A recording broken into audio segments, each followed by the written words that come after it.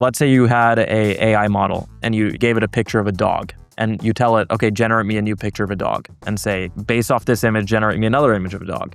You could do that 5 times before the model just completely breaks and has no idea what a dog is anymore. You need to do that literally hundreds of thousands of times over for something to be considered a recursive loop where synthetic data is vastly better than human data. You're always going to need some form of ground truth. And the thing that you need the ground truth on will always be changing. You can't create synthetic data on something that you don't know. And there's like one missing case, or you want to like add a couple edge cases by tweaking some parameters and generating some high fidelity synthetic data versions, but they have to be grounded on something that is real. That's Andrea Muttoni, CEO of the Data Foundation, and Avi Patel, founder of Clad.ai, and recently appointed Chief Data Officer at the Data Foundation. Together, they explain why synthetic data loops can quietly degrade AI models and why data provenance remains one of the biggest unsolved problems in AI infrastructure. Almost nothing needs to be on blockchain. The one thing blockchain's good for, one of the few beyond payments, is receipts. I can put something on here and it's immutable. It will not change. It cannot be deleted. And I have a full record and proof of history that will never change on something that's pretty important. In this episode, you will learn why repeatedly training AI models on synthetic outputs can cause recursive loops that degrade their understanding, why synthetic data still requires real human data and reliable ground truth to remain useful, and why blockchain-based receipts can create an immutable record of where AI training data came from. I am Alex Nowaka, and this is High Stakes. Welcome back to another episode of High Stakes. I'm your host, Alex Nowaka, and today I am joined by Andrea Muttoni, who's the CEO of the Data Foundation, and Avi Patel, who's the founder of Clad, and more recently added as the Chief Data Officer at the Data Foundation. Welcome, gentlemen. Great to be here. Hey, Alex. Hey, Ben. Yeah. And hello, everyone. Okay, so Andrea, I'm going to start with you. You have a really fascinating background. You spent 7 years at Amazon on Kindle and Alexa, then some time, in the crypto space before starting or running Story. So just curious to get a little bit more on your background, how you arrived at your current seat, and frankly, learn a little bit more about what building conversational AI at Amazon taught you about data that the rest of the market is now just figuring out. The funny thing about Amazon at the time was, even back then, data was even more of a problem, right? So again, like just a super quick TLDR for anyone who is curious, I started my career at Amazon, right, where I was involved both on the product side as well as on the tech side, and started off at Kindle. Then I went to Amazon Alexa, and I like to say that Alexa was at the right place at the wrong time, right? Because if Alexa had launched today with LLMs, it would have taken over the world. It would have been the hardware that becomes ubiquitous. To be fair, it did become pretty ubiquitous regardless, right? But most people just use it for timers and listening to music. So it's really underutilized, right? And part of the reason was it's actually crazy to think how many engineers, how many people, how many product managers, how many tools were built behind the scenes to actually make an invocation like Alexa, start a timer for 20 minutes work and not get confused with every other possible sentence, right?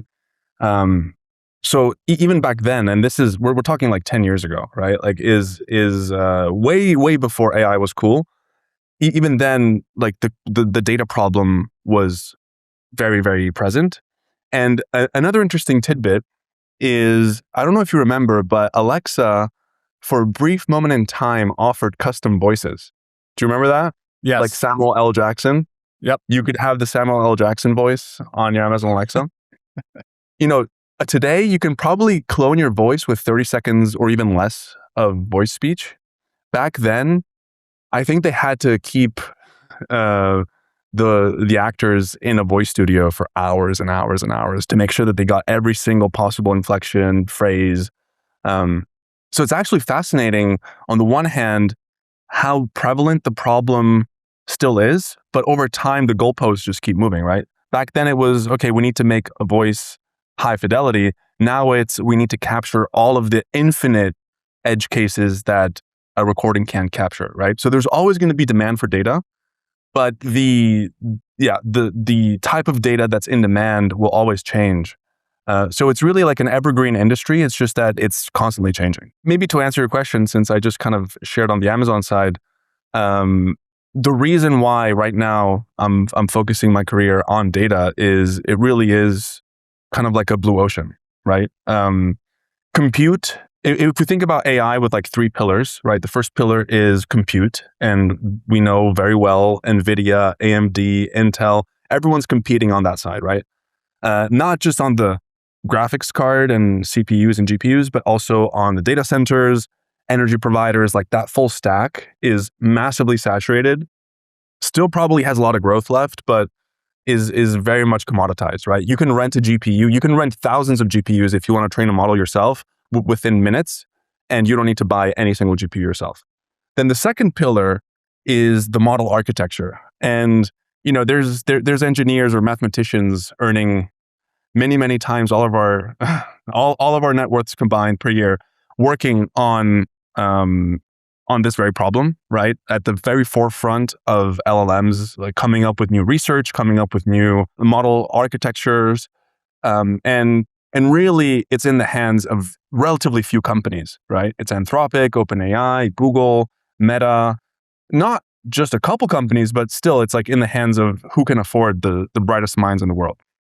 And the third pillar, and this is where, hopefully the meat of our conversation today is going to land on, is data. Because the third pillar, what do you train all of those fancy models on? What do you use to train those fancy models? What do you need to process with all of the compute that you create or rent? Is data, right? A model is nothing without the data that it's trained on. And all of these companies working at the forefront of AI are insatiable when it comes to data. So Andrea, maybe for the audience who might be less familiar with the Data Foundation, maybe give just a quick sort of elevator pitch of, what is the mission? What problem are you solving? That way we can, maybe get ourselves grounded here. And then I'll go to Avi. So the Data Foundation arises from this, again, as I said, it's a blue ocean, which also means it's the Wild West, right? There's lots of companies around the world looking to procure and sell data to AI companies. But a lot of that data is just a black box. And AI companies, due to regulation and due to just making sure that they have all of their checks and balances in place, are becoming more and more sensitive to having awareness of what data they are ingesting in their models, right? There's regulations that are putting pressure on making sure you have transparency around training data, and they want to avoid as many legal battles as possible. So what the Data Foundation's core product focuses on is any data that is contributed through apps like Clad, of which Avi is the CEO and founder, and we can get into that later. There's these apps that aggregate data from people all over the world. They complete tasks, they submit documents, they upload photos, all things that can't be found by scraping the internet, which has been scraped many times over, right? Now we're focusing on very edge cases, on skills, on know-how, and all of that data, when it's crowdsourced from all over the world, it becomes even more important to know who contributed it, when was it contributed, what terms of service were signed, what privacy policy was signed, was the user KYC'd, what's their tax status, essentially, and this is literally what our core product does, which is called Trace. It creates a receipt for every single data item, right? So any lab that wants to buy data from Clad or other apps that use Trace, they can literally have a receipt for every single piece of data that was ever contributed, right? So if anyone asks them, hey, what are you using to train your models? Not only can they say, hey, like this data, but and this is where it came from, right? And we can get into like how it works and everything later, but like that's the elevator pitch, is giving a receipt to every human contributed data asset. So Avi, wanted to turn it over to you maybe for just a quick intro on your background. Obviously, as the founder of Clad, there's a huge tie-in here with the Data Foundation, but it would be great for you to make that connection that Andrea just sort of elucidated on how Clad and the Data Foundation sort of collaborate and what that relationship is like today. Yeah, I'm happy to. So I'm the founder of Clad. I started in the IP space 4 years ago. I started the first music licensing marketplace. That was my first startup. It was around 4 years ago now. So I've been very well versed when it comes to just how bad licensing is across the board, especially in music. Music is like one of the worst industries to work in, hands down. I spent 3.5 years building this marketplace. We ended up onboarding over 400 million songs onto this marketplace, and grew to a couple million GMV. Record labels came after us, huge ordeal, and then we pivoted over to a different IP asset, and that happened to be data. So Clad actually started a year ago, a little over a year ago, and we started with the simple concept that you can come on our app and no matter who you are across the globe, and sell any asset that you have access to for AI training. And there's just this massive, massive market, as Andrea very much painted the picture of billions of dollars that is flowing and tripling and quadrupling every single year, and will continue to triple and quadruple every single year. That is just flowing towards purchasing AI data. And to date, there is not a single platform on the planet. We were the first to let anyone just contribute any data from their phone, for example, whether it's just random camera roll pictures to videos to documents in their file folder, whatever it is, and they get paid for it. And then we will take that data, turn it into structured quality data sets, and then sell it to the AI labs and pay the users out for their data. So that's what Clad does. To date, we've done over 1.5 billion uploads on the platform. That's after the app launched close to January, out of beta. And we've hit number one in the App Store in multiple countries, just crossed 500,000 users, and we do close to 5 million uploads a day. We've raised over $14 million now, and that's from very cool venture firms and celebrities and all the fun stuff that really isn't that important. But we're very proud of the app, and the involvement is pretty clear here. I've just been spending time with labs for the last year of my life now, and selling data is tough. Anyone that is saying they're selling data through this model that Clad pioneered a year ago is making shit up and has no idea what the fuck they're doing. That's like 99% of them. They go in with the premise and everyone thinks that everyone's selling data. None of that's real. The reality is that selling this data is actually very difficult. You need to run massive fraud detection checks across millions and millions of uploads on a daily basis, every single day. And that means like checking if a user's not uploading duplicate images or internet plagiarized images or AI generated images. And the list goes on. And that includes quality checks. So like if the user is uploading like a blurry photo, for example, I don't want that. I don't want to sell it either. And if you start selling this bad data to a lab, which again, I don't have the capability to manually review every single image when I'm giving a data set to a lab. And if they want 1 million images, I'm not going to go sit there and review 1 million images. I'm just going to pass them the images. And if they see that 60% of the images are just terrible, they'll literally never buy from me ever again, right? So that's one step. The second step is that, again, it's all an optics game. Like what I just said, it's just trust. If the lab trusts you, they're going to continue to work with you forever and ever.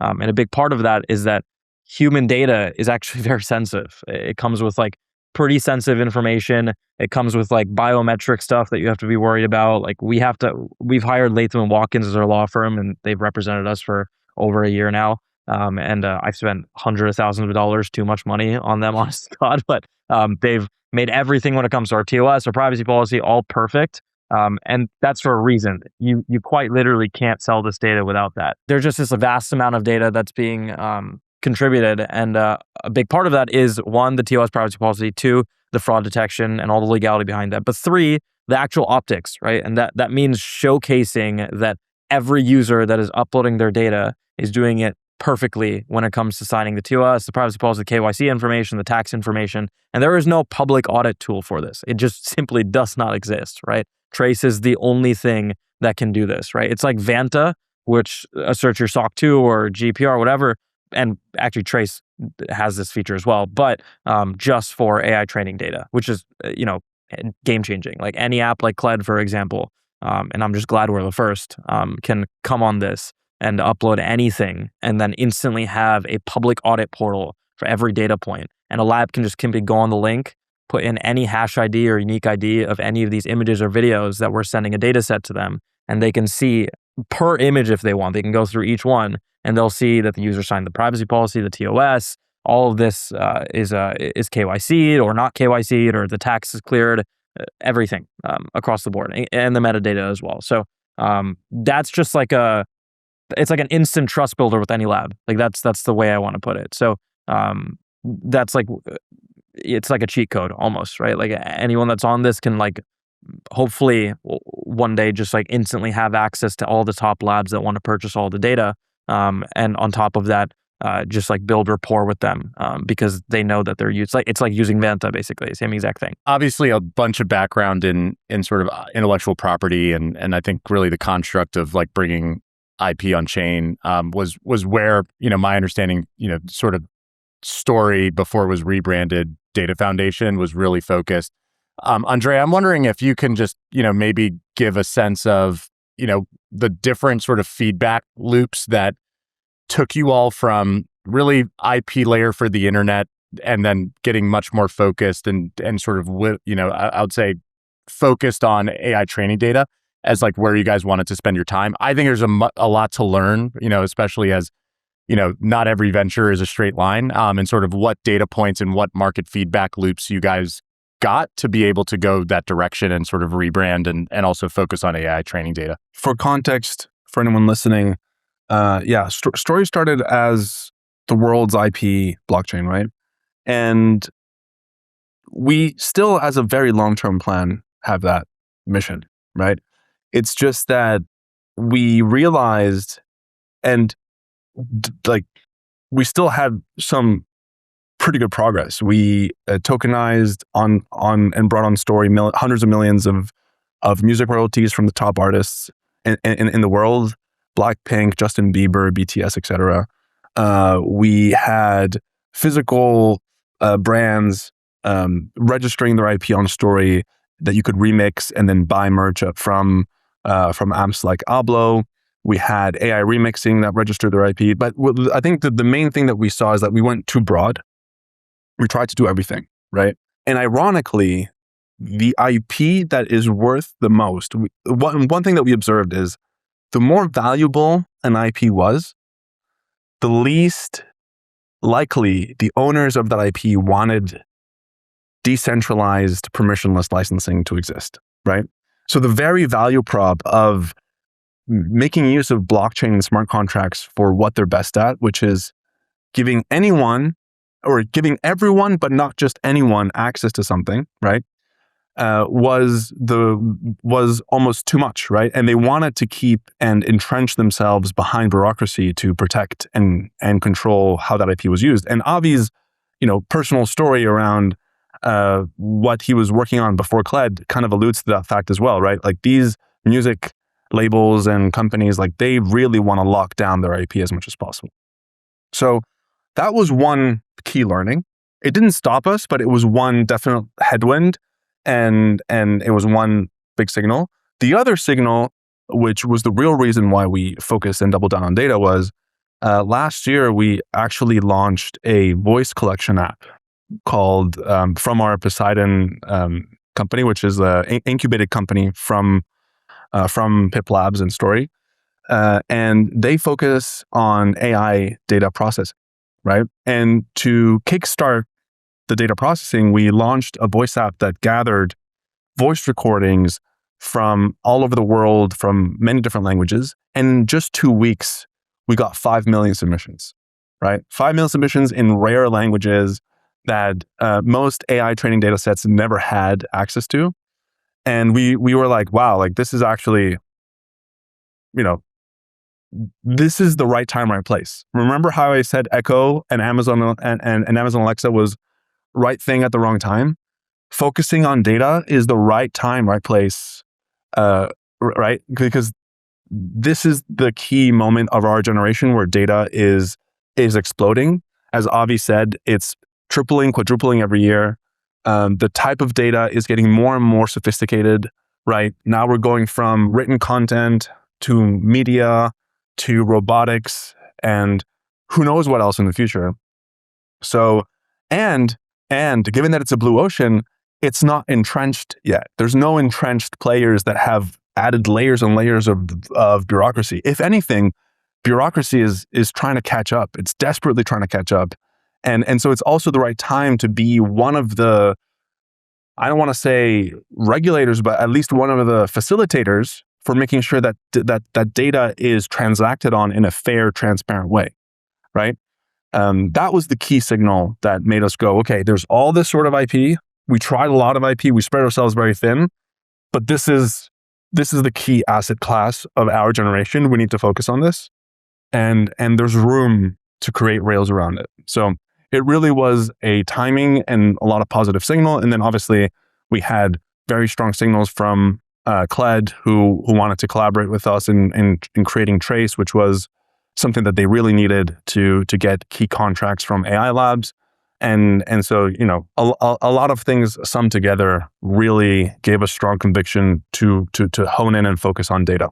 So this one's for either one of you. How would you describe the landscape that you all operate in today? I think there's a lot of different vectors when we get into training data that, are often talked about, whether it's, what I would call synthetic data versus like human generated data. There's a variety of different ways to sort of think about the data landscape, specifically for AI training. How would you guys describe it as operators in the category? I have pretty strong takes on some of these. Look, anyone that thinks I'll preface this by saying just anyone that thinks synthetic data is like going to replace human data is just like way off the mark and has probably never touched a research set or eval set in their life. There's this like pretty big narrative that is pushed by the CEOs of a lot of these big AI labs that synthetic data is going to replace human data and like RL environments are going to take over and all this other stuff. The pure reality here is that is like quite literally 50 to 100 years out from ever happening. If you want to look at any, even just like the team sizes, the synthetic data teams at these companies are just vastly smaller than the human data teams at these companies, like 10x. And that's if they have synthetic data teams at all. Some of these like neo labs, right? A good example is like, let's say you had a AI model and you gave it a picture of a dog and you tell it, okay, generate me a new picture of a dog. And then you take that new AI generated picture and then plug it back into the training set and say, based off this image, generate me another image of a dog.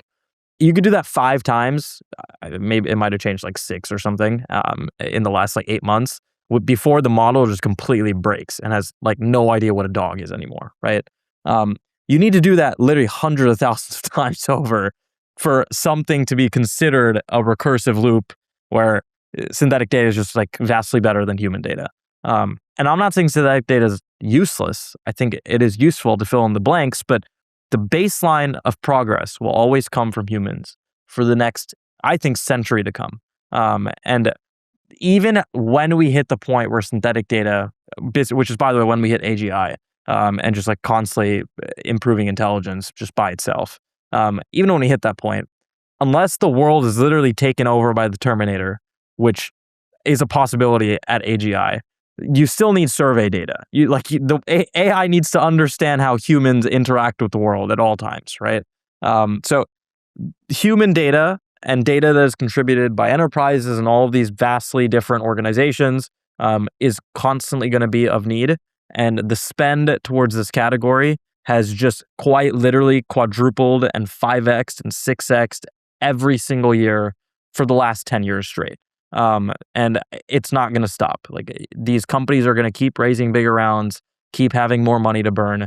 It's like quite literally the only thing they can spend on. Like, again, it's compute and data. It's 2 things. Compute is kind of solved. If people are still asking me for selfies of humans, like, clearly something's missing right now. Like, we're still at the early stages here. We're not asking for incredibly complex things. They're asking for like the random food pictures and just like documents and like where things are located on documents so that you can fill out forms easily with like ChatGPT if you wanted to. These like very simple requests, right? Like, we're not where we have to be considering anything other than human data being the actual norm across the board. And that's exciting for the Data Foundation because, frankly speaking, that just means that any app on the planet which collects this data is going to need a place to register their assets and then comfortably sell that data. And that doesn't exist anywhere other than the tool that we've built. It just doesn't exist anywhere. Yeah. I think zooming out, right? Just in case people aren't really into this field, and what Avi was talking about, synthetic data, right, is you're always going to need some form of ground truth, right? And the thing that you need the ground truth on will always be changing. At the beginning of the episode, we were talking about how the goalposts kept moving. You can't create synthetic data on something that you don't know. You can't fill in the blanks unless you have many, many examples and there's like one missing case, or you want to like add a couple edge cases by tweaking some parameters and generating some high fidelity synthetic data versions, but they have to be grounded on something that is real, right? And so I think people underestimate how little, if you imagine the world that AI needs to learn about to train, like an Age of Empires map, right? And maybe this is lost on some of the newer generation, but like a game map that is completely black and has to be explored, right? The fog of war around this map is still very, very present. You still need to walk all around the map to really get an idea of what a world model is. And so I agree, like for the foreseeable future, and we're talking like generations, like there's going to be so much need for human examples to weed out all of the dark spots on the map, right? And again, we're still using AI as a chat interface, right? The world went crazy when we went from ChatGPT to OpenClaw. And all it really did was add a little bit of a harness around the LLM and moved it from Claude.ai to Telegram or WhatsApp or whatever. Imagine when everyone will own a robot. Imagine when everyone will own several robots. Imagine when you can literally delegate real world tasks to your robot to complete for you, right? And those robots will need to know a lot more than just how to move. They'll need to know how to operate within different contexts. They'll need to know how to manipulate objects within different contexts. They're going to always need real world examples. And so that whole area still hasn't had its ChatGPT moment yet, and it's going to be much bigger than just a chat interface. So yeah, I think the even though it seems like everyone is now jumping into the data game, we're at the very early innings. And the more that this industry grows, the more there's going to be a need to have traceability, to be able to, distinguish what is shady data with what is like authentically human source.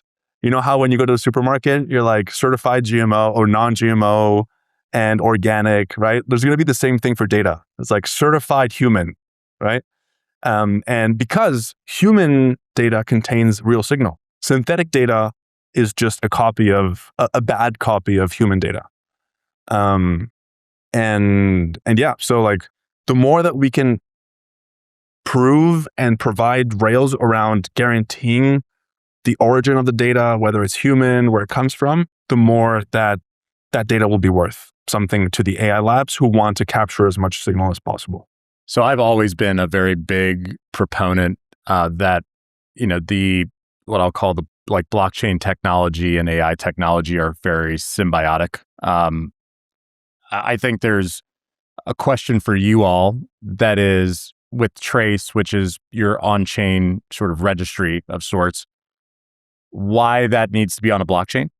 And I think this can be taken in a variety of different directions. It could be what sort of breaks under sort of the normal database construct that doesn't allow for, some of the really interesting things that are possible in a blockchain-enabled scenario here from a technology perspective. How do you all see it and sort of make the case for why does this have to live on a blockchain? Just so that the audience has a really strong sense of, again, what do we gain by having this on a blockchain? I let me just say this, offer it.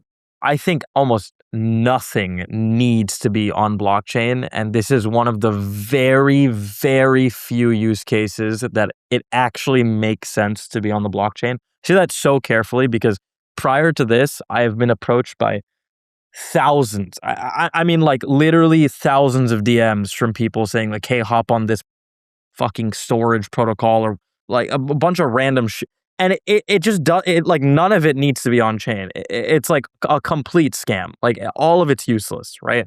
And The one thing blockchain's good for, one of the few beyond payments, is receipts. Like, I can put something on here and it's immutable. It will not change. It cannot be deleted. And I have a full record and proof of history that will never change on something that's pretty important, right? Like, that's very, very good here, right? Like, just optically speaking, if you're an AI lab and you're like, all right, I want to trust this data set, and let's say it's not on chain, then okay, the lab can go, all right, well, you're just basically showing me your internal database. How do I know you didn't change any of the information on here, any of the stuff on there, whatever? When someone uploads their data onto Clad, we have literally an automatic link that sends this data straight to Trace instantly, right? So whenever we sell a data set to a lab, which usually is multiple days later at the very minimum, if not months later, because we're just collecting stuff that we believe in early, whatever scenario it is, it just means that when a lab is purchasing the data, they're like, okay, well,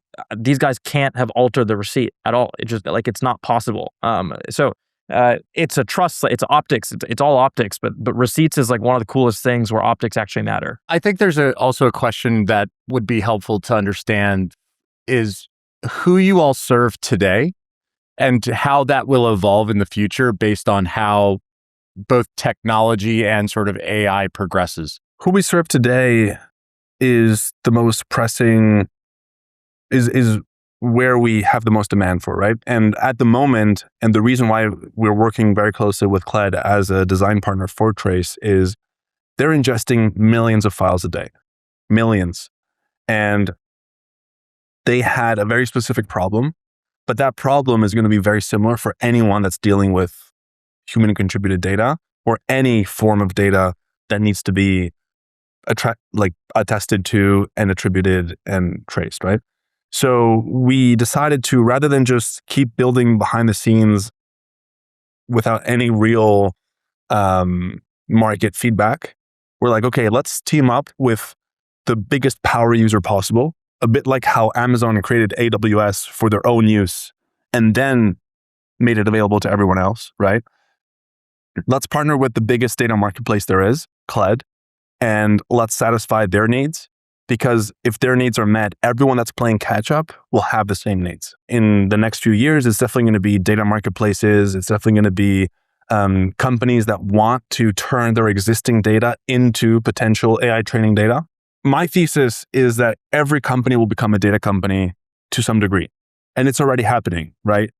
Like the Pokemon Go company is selling their terabytes and terabytes of Pokemon Go data to AI companies. Reddit sold access to all of the Reddit data a couple years ago to OpenAI. Like back then it was more of like, oh, we caught you taking our data, so now pay us. But as the internet has already been scraped, and as we said earlier, we're moving into more esoteric and kind of like edge case and multimodal type of data types. Every company who has unique access or generates unique types of data will accidentally be able to realize that, oh, wow, like this whole new, like I have a whole new business line now, right? I don't just have my normal business. The second order effects of my business can become a revenue stream, and I can help AI in the process. And so all of these companies will also need some form of support, some form of platform to help deal with this data and sell it in a way that AI labs feel comfortable buying, right? So right now, Trace integrates closely with data marketplaces, but what we're working towards as a roadmap is how do we make it easier for any company to become a data company? And then, Avi, I'm curious, you've obviously collected a ton of data, with Clad. Maybe one question is, what's surprised you most about the type of data maybe that's been, collected on Clad in terms of just like something that people would find either strange or or unexpected, maybe is a better way of putting it. We get a lot of shit data sometimes. It's gotten better over time, but there was a month straight where the entire country of Nigeria decided to barn together and just completely destroy our system and upload just thousands of fake images and just like milk us for several $1,000s, thousands of dollars. Yeah, it was like a couple $100,000. But we deal with a lot of fraud. The actual moat here for a company like Clad is like, how good is your fraud detection systems? And it's gotten a lot better over time. We weeded out a lot of the bad actors to the point now where we're at like close to 70% detection rate on fraud. So we have pretty good systems in place. As for just data we collect stuff far beyond just AI training data. We get stuff for we have a task in the app. It's like take pictures of potholes in New York City, and it'll geotag your location with the picture, and someone will go and fix the pothole. Quite literally, that has nothing to do with AI, right? But you get paid for it. So it's crowdsourced data collection, but the field of AI is not the only purchaser of data. And in fact, I dare to say that it might get to 80% being AI, but at some point. But right now, I actually think it's enterprises purchasing data and hedge funds and a bunch of other stuff, right? We've gotten requests for hedge funds, for example, saying hey, can we get can we get data of app usage from publicly traded stocks of companies? So for example, we created a feature in our app that we've been building for several months where you can link your Netflix account and Spotify account, right? And then if, let's say, we notice across 3 months, 50,000 of our users who've linked the accounts, we notice that their app usage of Netflix is going down for 3 months straight. We'll sell that data to the hedge fund and they'll short the stock. They'll literally pay you $1 billion for a 10-year deal or something for all of these just random app usage statistics that no one else has. And we'll figure out who, how, what shows you're watching, all this other stuff for advertisers, literally anything. And that way you can just pay for your Netflix subscription just by linking it to your Clad app. You could never touch the Clad app ever again if you wanted to, and you just have it linked and just use Netflix all day long, and you'll be completely fine, right? So tons of really cool, unique, niche use cases, but it spans far beyond AI data, and it will continue to span far beyond AI data. Whether you believe it's a bubble or not, which I personally think it's absolutely not, but data is just one of the biggest industries in the world. $1 trillion market, always has been, always will be. So is there any data type in the AI training vector that you just would predict is going to become more and more important for, let's call it on the near to medium term? I will tell you what's not important right now. I actually think egocentric's just all fake. Collecting egocentric data is the stupidest thing you could possibly do. And we do a good amount of it just because we're experimenting. But egocentric is really hard. So let's say it's take a video of you taking out the trash.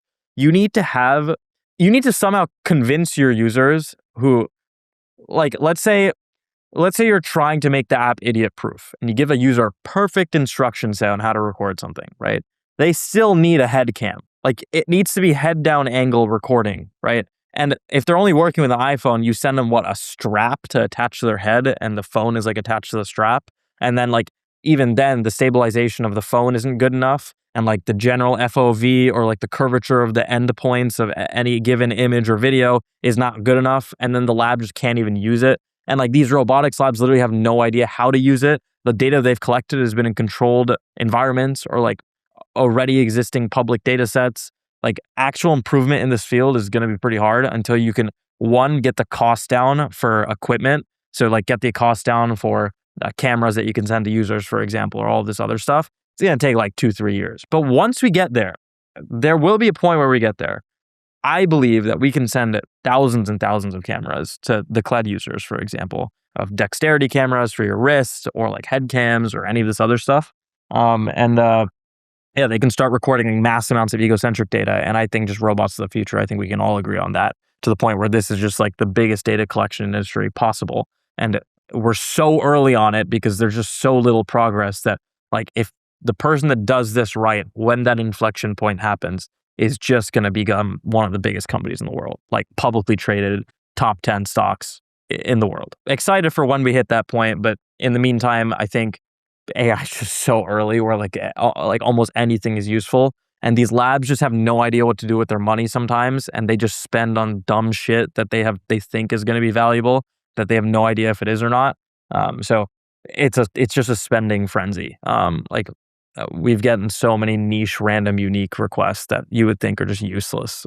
And they're so rudimentary. And they're spending thousands and thousands of dollars per person, up to $100 million on a total budget size for that set thing. Like we got a request for selfies from people, and a lab was willing to pay us $1,000 per 20 selfies per person, and they wanted to pay for 100,000 people. That's literally $100 million for selfies. Like that's unbelievable. I'm fascinated by this. One last question, and then I'll go back to Andrea on a couple things as it relates to the Data Foundation. Avi, I'm curious, like if you were, dropped in as the head of data at an AI lab, like how would you approach procuring data? Like what would be your framework for thinking through that? I mean, I literally have no idea. That's like the best answer I can give. I'm dumbfounded by the requests I get on a daily basis. I have no idea the logic or reasoning behind any of it, and I'm just here to provide it in the cleanest way possible. That is my job. That's my only job, and will continue to be my only job until maybe I run a Neo lab or something. Who knows, right? But yeah, I think the researchers know best. So the best advice is listen to your researchers. They'll tell you exactly what they need, and any proactive data collection that you can do, unless it's based off a really, really strong scientifically backed thesis, is usually pretty bad. Like you usually have no idea what you're doing. It's like you're getting lucky sometimes on buying random data sets, and sometimes they'll be valuable. But otherwise, listen to your research teams. And the bigger the research team at a lab, the more they're spending on human data, obviously. So, Andrea, I'm curious what criticism, either externally or frankly self-criticism, of the Data Foundation you take the most seriously, and why? The biggest one could be the rebrand. If anyone's been following Story for a while, they may see the rebrand as just a marketing tactic, right? But yeah, as I said earlier, this really was driven by very, very high signal, proven demand from real companies like Clad, with real paying customers with Frontier Labs, right? And this whole focus on trace, on AI training attribution was all built around real world needs for an industry that is just getting bigger and bigger. When it comes to, potentially any questions around the token, nothing changed. It was absolutely, mapped one for one. It was just a rebrand, right? And the rebrand was mainly for us. Like the rebrand was mainly for us as a forcing function to be like, okay, this is what you're focusing on now, right? Because it's so easy to have shiny object syndrome and try to do everything, right? There's patents, there's copyright, within copyright, there's millions of different media assets. And we were kind of suffering from that, honestly. We were trying to boil the ocean. And we found a very hot spring, which is the hot spring of AI training data. And underneath that spring is actually another massive ocean. And so, it was more of like, okay, let's focus, let's double down on this. We not only did we, double down on it with the rebrand, we also, as I said, prior to the rebrand, doubled down on it by incubating Poseidon, which is a company that went on to raise 15 million from A16Z, that specifically focuses on AI training data processing. So it really was more about officializing the main direction that we were already going down, and definitely not a spur of the moment, oh, let's just change our name because it's cool, right? It was more of like okay, given that we're focusing all of our eggs in this big opportunity space, let's make it official. And that's why the Data Foundation and the Data Network exist. So maybe in the future, who knows, maybe in 20, 50 years, we'll start to branch out again to the other forms of IP and start to disrupt the old classic types of IP. But for now, there's so much opportunity in the AI trained data space that it's really, it's not worth spreading ourselves beyond that. And then as you all look at the AI data supply chain and how it evolves over the next 5 years, what do you see as some of the key changes? And then I'm also really curious who you all see as the big winners and losers over that time period. There's going to be obviously a very big financial shift towards robotics backing. I think like when ChatGPT was created, for example, that is like the reason why the progress of AI has gone so crazy, because this viral tool spiked immense financial support from Silicon Valley to the point where like every VC was just backing AI companies all day long with hundreds of billions of dollars, quite literally. And we'll hit that point with robotics at some point where you'll just have like a huge spike in robotics, and there'll be probably a drawback on the LLMs and chatbots and all of this when that happens. And like everyone's only going to be backing robotic companies for a 3-year period, 4-year period, similar to how this 5-year period has been, right? So there's going to be a shift towards that. I think we are going to run into like a pretty comfortable data center problem. I don't know if the solution is going to be data centers in space or whatever the hell, but there's just going to be so much crazy need for data that the places to store it are going to get very, very low over time. So I'm glad there's people working on these problems. But yeah, models will not be able to improve without that being solved. Those are the two probably most interesting things I think are going to like become like very much reality. Yeah. Otherwise, the rest is going to stay the same. I think human data, like I said, for the next 100 years is going to be the most important thing. And synthetic data is just not going to catch up. But yeah. On the demand side for all this data, we're also going to see a bit of a fragmentation, right? Like right now, we have all the labs just gobbling up everything they can get. The most recent viral tweet of a couple of days ago was how they're allegedly buying books by the millions, even rare books, and scanning them by breaking them apart and then burning them, right? Or shredding them because they don't want other people to get the same book, right? It's like training on as much knowledge as possible and burning bridges along the way. That's because you have very few players just trying to outpace each other. What I think will happen is we will also move, thanks to the counterweight of, for example, all the new Chinese models having open weights, right? We're going to use open source models is going to make it easier for any company to train their own fine-tuned models, right? And what's the second order effect of that? If any company, big or small, can train their own models for their own specific use cases, right? Then they'll be able to create agentic or AI capabilities that are very, very much fine-tuned to their specific problem space.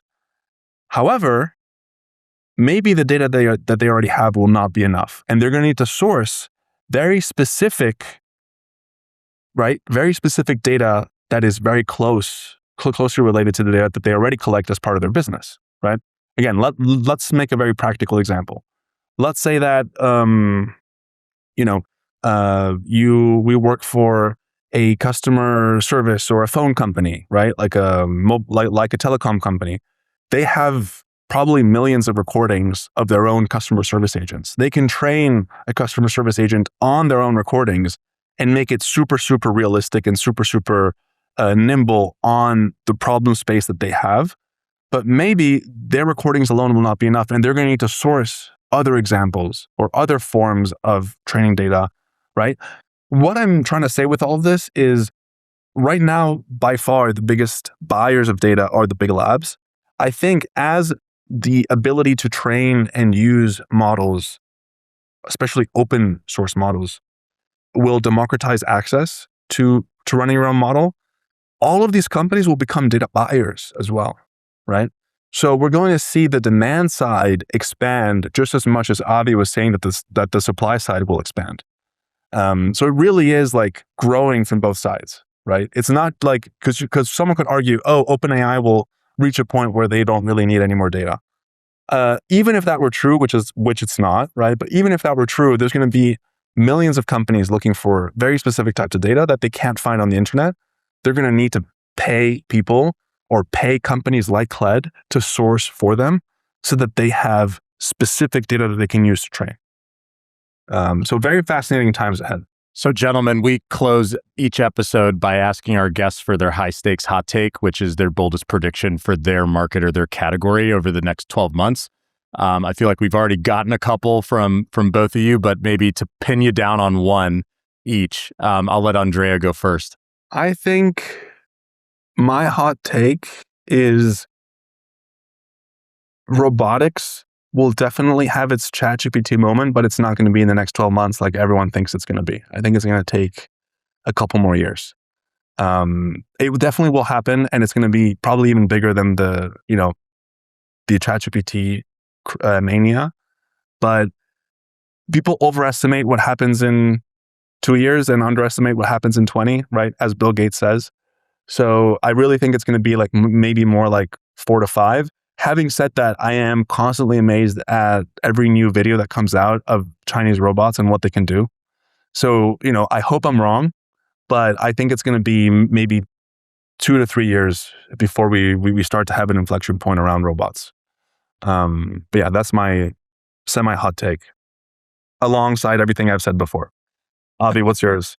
Mine probably is, it actually goes against what, like the narrative I should be pushing, honest to God. But as the owner of a data company, but I actually think like these agents that people are starting to spin up and they're training their own agents. I think we're still maybe 2-3 years out from those agents transacting autonomously and purchasing data from something like Clad, for example, on an open marketplace to then make their model better.